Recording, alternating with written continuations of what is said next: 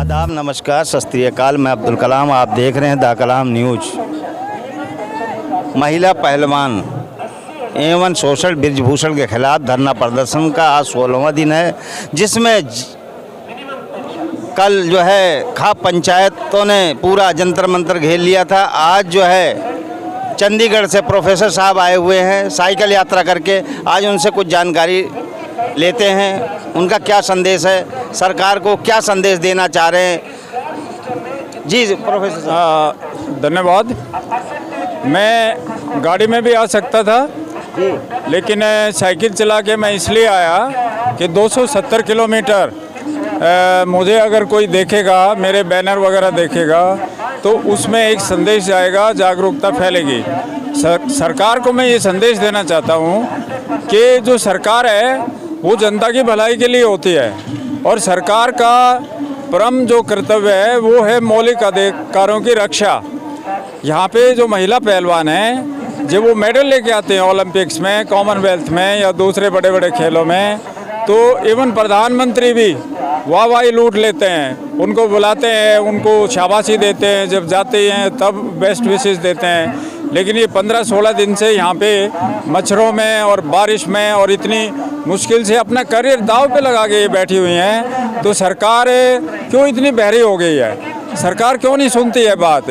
ये सरकार के खिलाफ विरोध नहीं है, ये महिला के अधिकारों के खिलाफ विरोध है, ये कुश्ती को बचाने के लिए विरोध है, ये इस देश को बचाने के लिए विरोध है। जब भी कोई गड़बड़ होती है तो जंतर मंतर पे ही क्यों आना पड़ता है? इन्होंने पहले आवाज़ उठाई थी, शिकायत की थी, कोई सुनवाई नहीं हुई, फिर 1-2 दिन धरना दिया, फिर लिपापोती कर दी, ओवरसाइट कमेटी बना दी, उस कमेटी की रिपोर्ट ही नहीं आई आज तक। 3 महीने से 3.5 महीने हो गए, किसी को नहीं पता उसमें क्या है। इस दौरान जो बृजभूषण है वो अपराधी है, उस पर 38 से 40 आपराधिक मामले चल रहे हैं। ये जो महिला पहलवान है ये इनको कोई लालच नहीं है। कई एक इनके ऊपर ये इल्ज़ाम लगाते हैं कि ये पॉलिटिक्स है और ये तो एक जाति का संगठन है, एक जाति की बात है, और ये तो 1-2 गांव से आते हैं, हरियाणा के गांव से। इन्होंने किसी राजनेताओं ने उकसा रखा है, ऐसा नहीं है भैया। ये मैं आपको बता देना चाहता हूँ कि चाहे बीजेपी, चाहे कांग्रेस, चाहे कोई भी पार्टी, इनको सब टिकट देने के लिए तैयार है, ये पक्का सीट जीत के लेके आएंगी, लेकिन इनको वो कोई लालच नहीं है। इन्होंने एक बीड़ा उठाया है, वो देश का बीड़ा है। और जो छोटी छोटी बच्चियाँ आती हैं, मैं हरियाणा से ही आता हूँ, मैं आपको बताता हूँ कि ज़्यादातर जो कुश्ती में जो मेडल लेके आती हैं वो हरियाणा की ही महिला पहलवान हैं।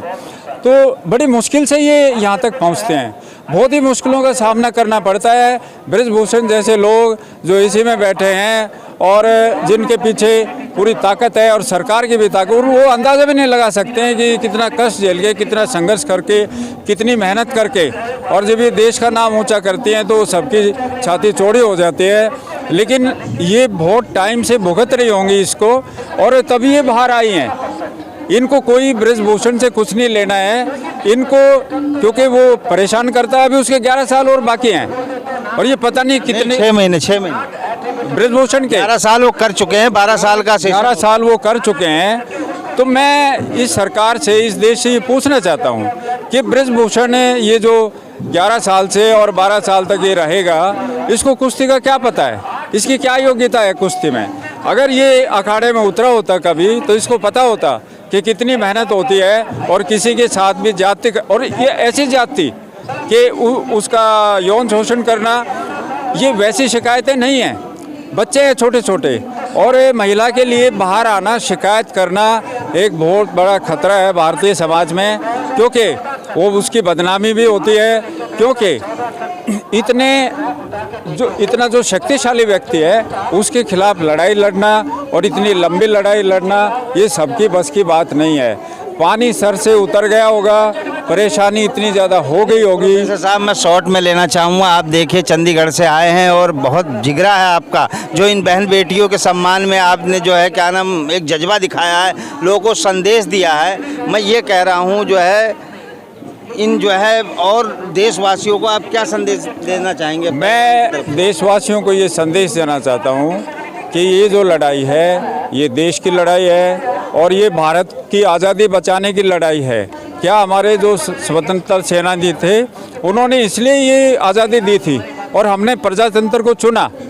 अब प्रजातंत्र को बचाना है तो राजनीतिक पार्टियों के बस की बात नहीं है। मैं देश को ये संदेश देना चाहता हूँ कि कोई भी विरोध होता है वो अकेला कोई संगठन या 2-4 आदमी मिलके करते हैं। उनको ये जो सरकार है, ये स्वार्थी जो लोग हैं उनको दबोच लेते हैं, उनके पीछे CBI वगैरह और इंक्वायरी खुलवा देते हैं, झूठे केस करवा देते हैं, डरा धमका के यहाँ से। और ऐसे ही किसानों के भूषण सिंह लगातार जो है अपनी सफाई में ये कह रहे हैं कि क्या नाम, मैंने तो बेटियों के साथ कुछ किया ही नहीं, एक भी ऐसी बेटी लाओ जो अरे क्या नाम रहे मैंने उसके साथ यौन उत्पीड़न किया हो। तो ऐसा क्या है? ब्रजभूषण बेशक ये कह रहा हो अपने बचाव में। अभी उन्होंने कई न्यूज़ चैनल पर ये कहा, क्योंकि बात तो सामने आएगी। उन्होंने ये कहा कि मैंने तो पिता की तरह आलिंगन किया था। अरे तू पिता की तरह अपनी बेटी का आलिंगन कर ले, तेरे को क्या अधिकार है इनका आलिंगन। लेकिन पहलवान जो है वो लड़की वैसे ही असहज हो गई, वो असहज तो होगी। और मतलब वो तो ये कह रहा है ना, लेकिन इनकी बात सुनी जानी चाहिए और बिल्कुल इसकी इंक्वायरी हो। नहीं, वो इंक्वायरी के लिए देखिए, इससे पहले जब इन्होंने पहले धरना में फरवरी में जब बैठे हुए जनवरी के अंदर, उसके बाद में एक कमेटी बनाई गई थी, उसकी जांच चल रही थी। ब्रजभूषण का यही कहना है कि उस कमेटी की जांच फाइनल रिपोर्ट आई नहीं, उससे पहले जंतर मंतर पे फिर ये पहलवान पहुँच गए। मैं आपको यही बात बताना चाहता हूँ, जब इन्होंने आवाज़ उठाई, यहाँ पे 1-2 दिन का धरना दिया, तो मंत्री ने कहा कि हम आपके साथ हैं, कोई चिंता की बात नहीं। ओवरसाइट कमेटी बनी, ओवरसाइट कमेटी में इवन गीता फोगाट भी थी और दूसरे खिलाड़ी भी थे, कोई मंत्री और सरकार के आदमी भी होंगे। लेकिन उस ओवरसाइट कमेटी की रिपोर्ट क्यों नहीं बाहर आ रही है? क्या आपकी जांच, अभी उसकी जांच पूरी नहीं हुई ना कमेटी? नहीं, उसकी कमेटी की जांच पूरी हो चुकी है, ऐसी बात नहीं है। और गीता फोगाट ने कहा मैं मेंबर हूँ, मुझे भी वो रिपोर्ट नहीं दिखाई, क्योंकि उसके अंदर जो है ना महिला पहलवानों ने और इस पे आरोप लगाए होंगे और उन्होंने बताया होगा डिटेल्स के ये तब किया, हमारे साथ तब किया, इसलिए वो रिपोर्ट बाहर क्यों नहीं आ रही हो? क्या फीता काटना उसके लिए उस रिपोर्ट को बाहर? नहीं, ब्रजभूषण सिंह का ये भी कहना है कि देखिए, एक ही परिवार, एक ही संगठन, एक ही बिरादरी और एक ही अखाड़ा, एक ही फेडरेशन, वही लोग इल्ज़ाम लगा रहे। देश के और भी पहलवान हैं, वो मेरे ऊपर ऐसा इल्ज़ाम। देश को बताना चाहता हूँ ये सरासर गलत है। हाँ, ये एक संयोग की बात है, हरियाणा से ज़्यादा महिला पहलवान आती हैं। लेकिन मैं बता दूं आपको, ये जो शिकायत करते हैं ये हरियाणा से नहीं है, ये किसी जाति विशेष से नहीं है, ये छोटी बच्चियां हैं और भी छोटी हैं। हाँ, ये जो फ्रंट में है विनोद फोगाट वगैरह, ये हरियाणा से हैं, एक पर्टिकुलर कास्ट से हैं। लेकिन ये कोई कास्ट की लड़ाई नहीं है, क्योंकि ये सीनियर पहलवान हैं, अपना सब कुछ दाव पे लगा के, अपना करियर दाव पे लगा के, अपनी प्रैक्टिस दाव पे लगा के, यहाँ बीमार भी तो हो सकते हैं। और ये बाहर निकली हैं, ये कुश्ती को बचाने के लिए बाहर निकली हुई हैं। कोई इसमें जाति या कोई पॉलिटिक्स नहीं है। मैं ये भी कहना चाहता हूँ, अगर पॉलिटिकल पार्टी आगे समर्थन देती है तो, और ये कह देते हैं कि तो पॉलिटिकल मामला हो गया जी, तो ब्रजभूषण का अगर कसूर है तो क्या वो कम हो गया? दूसरी बात ये है, जो child sexual prevention abuse act है उसके अंदर FIR हुई है। इस देश के अंदर FIR करवाने के लिए हमेशा लोगों को सुप्रीम कोर्ट ही क्यों जाना पड़ता है? और पोस्को एक्ट में ये है कि सीधी गिरफ्तारी, उसके बाद इन्वेस्टिगेशन। देखिए, प्रोफेसर साहब ने बहुत राइट वाली बात कही है कि भाई हर आदमी के लिए, कोई किसी को अगर क्या नाम यौन उत्पीड़न हो या किसी भी बड़े आदमियों के ऊपर कोई आरोप हो तो हमें सुप्रीम कोर्ट ही क्यों जाना पड़ता है? एक गरीब के ऊपर अगर कोई जरा सी भी उंगली उठाए और उसको 1 मिनट में दिल्ली पुलिस जो है अंदर कर देती है, उसके ऊपर कार्रवाई हो जाती है, चाहे उसने वो काम किया हो या नहीं किया हो। आपको क्या लगता है? प्रोफेसर साहब हमारे चंडीगढ़ से, हरियाणा और पंजाब की जहाँ राजधानी वहाँ से आए हुए हैं, इन्होंने अपना एक अच्छा संदेश दिया है बहन बेटियों के सम्मान के अंदर। आपको क्या लगता है? कमेंट बॉक्स में ज़रूर बताएं और जो नए लोग हों चैनल को सब्सक्राइब करें। जय हिंद, जय भारत।